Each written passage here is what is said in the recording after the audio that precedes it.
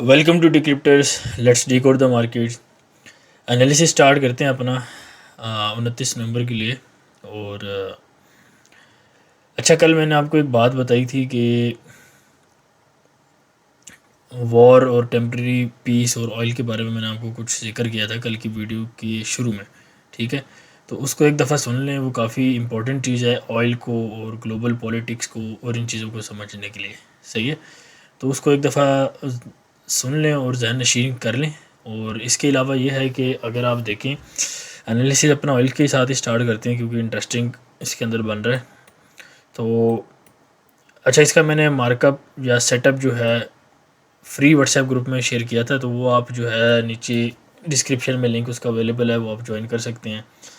और बाकी जो कोर्स थी कोर्स की जो रजिस्ट्रेशन थी, ठीक है, वो हालांकि आपको 1 दिसंबर तक का टाइम था, लेकिन वो अनफॉर्चुनेटली हमने ख़त्म कर दिए बिकॉज़ जो स्लॉट्स हैं वो पूरे हो गए हैं और रश नहीं चाहिए ज़्यादा। तो अल्हम्दुलिल्लाह अच्छा रिस्पांस आया है एक, और अच्छा लगा है कि लोग सीखना चाहते हैं और उनको पता है कहाँ से कैसे सीखना है। ठीक है, तो ऑयल का देखें, ऑयल आप जो है, मैंने आपको लास्ट वीडियो में भी यही बताया था कि 77-78 तक ये एरिया आपके पास है, यहाँ से सेल कर सकते हैं। एसएल ऊपर आप देंगे, ठीक है, और अगर इनकेस एसएल हिट हो जाता है तो 80 और 82 का फिर एरिया है। सही है, तो अच्छी फिर सेल आ जाएगी, यानी कि अगर आपका एसएल हिट भी होता है तो वो वहाँ से कवर करके प्रॉफिट में आपको ट्रेड आराम से आ जाएगी। बट आई एम श्योर कि 77 के पास से हमें सेल मिल जाएगी। मैंने प्रॉपर सिग्नल जो है ना फ्री व्हाट्सएप ग्रुप में शेयर कर दिया है। ठीक है, आज की डेट में ही शेयर उसको हमने कर दिया। उसके अलावा नेस्टैक को अगर देखें, नेस्टैक का एक स्टिल साइडवेज ही मैं देख रहा हूँ। ये अगर आप देखें तो फुल साइडवेज मार्केट चल रही है, और तकरीबन कितने अरसे से चल रही है जी, 15 नवंबर से, तकरीबन आधे महीना हो गया इसको। ऑल टुगेदर जो है रेंज एक चल रही है। ठीक है, ये अब रेंज का मिड चल रहा है। तो इसमें अब चक्कर असल में ये है कि मेरा ख्याल से हफ्ता एक रेंज और भी चल सकती है। कहना तो नहीं चाहिए क्योंकि हफ्ते की बात थोड़ी सी बड़ी हो जाएगी, लेकिन ये है कि कोई प्रॉपर इसमें मूवमेंट नज़र नहीं आ रही। लेकिन बहरहाल देखें, अगर कल जीडीपी का डाटा वो मैंने आपको बताया, अगर वो डॉलर की फेवर में आता है तो थोड़ा सा नेस्टैक वगैरह को मसले हो सकते हैं। ठीक है, और ये भी अगर आप देखें, कल हमारे पास ये फियर एंड ग्रीड का जो इंडेक्स था ना, ये 65 के ऊपर था और अभी 66 के ऊपर खड़ा है। ठीक है, तो मैंने आपको बताया था ये बेसिकली एक्सट्रीम ग्रीड की तरफ जाएगा। तो जब एक्सट्रीम ग्रीड की तरफ जाएगा तो हम थोड़ा सा शॉर्ट वाली साइड पे ज़्यादा इंक्लाइंड हो जाएंगे। बाकी ऑब्वियसली अभी इंट्राडे में आप चीज़ें बाय सेल कर सकते हैं, वो एक अलग मैटर है। तो फिलहाल नेस्टैक के अंदर वही लेवल जाएँ, 16,000 से लेके 16,300 का लेवल सेलिंग का है। और अगर जब तक उसके ऊपर क्लोजिंग नहीं आ जाती तो मार्केट उसके ऊपर होल्ड नहीं करती, तब तक हम ऑल टाइम हाई की बात नहीं करेंगे। लेकिन all time high still in cards है। उसके अलावा जो है डिक्सी तकरीबन हमारा 102.9 का टीपी था, वो पूरा हो गया, इवन उससे नीचे मार्केट गई है। और अगर अभी आप देखें मार्केट रिबाउंस कर रही है, ठीक है, थोड़ा बहुत आपके पास मूवमेंट आई है। तो अभी क्या है, डिक्सी का जो टारगेट है इसमें लिख देते हैं, इसी के नीचे लिख देते हैं, ताकि ये हमें पता हो कि पहले हमने क्या बोला था, बाद में हमने क्या बोला है। 103.2 और 104 आप कर लें, ये हमारे पास डिक्सी का टारगेट है। और इसी के अकॉर्डिंग आप क्या कर सकते हैं, आप गोल्ड के अंदर सेल ले सकते हैं।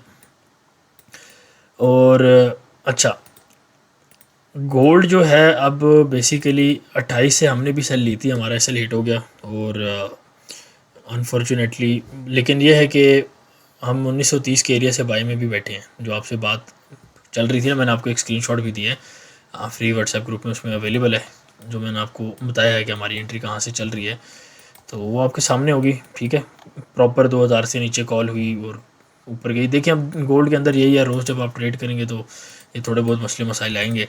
और आज असल में थोड़ा सा एक्स्ट्रा मूवी थी, वॉलेटाइल रही है मार्केट। तो मेरी समझ में यही आता है कि यार मंथली क्लोजिंग की वजह से सारा सीन हुआ है, और ऐसी सच कोई न्यूज़ नहीं आई थी। हाँ, एक न्यूज़ आई थी जो जापान की आई थी कि वो 2024 में इंटरवीन करेंगे, इंटरेस्ट रेट बढ़ाएंगे और वो सारा कुछ, वो एक न्यूज़ आई थी। लेकिन उसके अलावा ऐसा कोई न्यूज़ नहीं थी। ठीक है, आज का भी जो डाटा था ना, ये कोई इतना कोई हाई इम्पैक्ट डाटा नहीं है। तो हाँ, एक और चीज़ भी हो सकती है कि आगे क्रिसमस की जो छुट्टियां हैं तो बैंक्स के पास ना एक प्रॉफिट टारगेट होता है और एक चीज़ होती है कि यार इतना हमने मार्जिन कंप्लीट करना है, तो वो बेसिकली शायद पाइल अप हुआ और वो हो रहा, लेकिन उसके लिए आगे वीक्स भी तो पड़े हैं, तो वीक ये मंथली क्लोजिंग का ही चक्कर लग रहा है। बाकी एनीवे जो भी है वो टारगेट डिक्सी का पूरा हो चुका है। आप क्या कर सकते हैं, आप गोल्ड के अंदर सेल देख सकते हैं 2047, ये एक लेवल है मेरे पास, ठीक है। एसएल जो है 56 का आप रखेंगे, वन टाइम लेवल है। अगर यहाँ पे आपको मार्केट मिलती है तो आप सेल आराम से कर सकते हैं, लेकिन ज़्यादा बेहतर पता है क्या है, अच्छा आप ये अभी करंट एरिया से भी मार्केट में ले सकते हैं 40, 42, 43, ठीक है, लेकिन ये रिस्की होगा, इसके साथ मैं आगे लिख देता हूँ रिस्की, ठीक है। एसएल क्योंकि यहाँ से बड़ा बन जाएगा, इस वजह से रिस्की लिख रहा हूँ। तो बाकी टीपी जो है वही 2030 का और 200-300 पिप्स का आप टीपी थोड़ा सा देख सकते हैं। डिक्सी के ऊपर आपने नज़र रखें, उसी हिसाब से आपने काम करना है। ठीक है। सिल्वर का ये एक ट्रेंड लाइन आ रही है, ठीक है, ये आपको बताई हुई है, तो इधर से ही आप सेल ले सकते हैं तकरीबन। और यही एरिया है हमारे पास 24.35 का, ये आ सकता है। और ये एरिया आपको मैंने बताया था, अगर ये एरिया आपको मिलता है इनफैक्ट, तो बाई आप यहाँ से लाजमी करें सिल्वर को, ठीक है। और ये है सेल का TP, target of sale trade, ठीक है।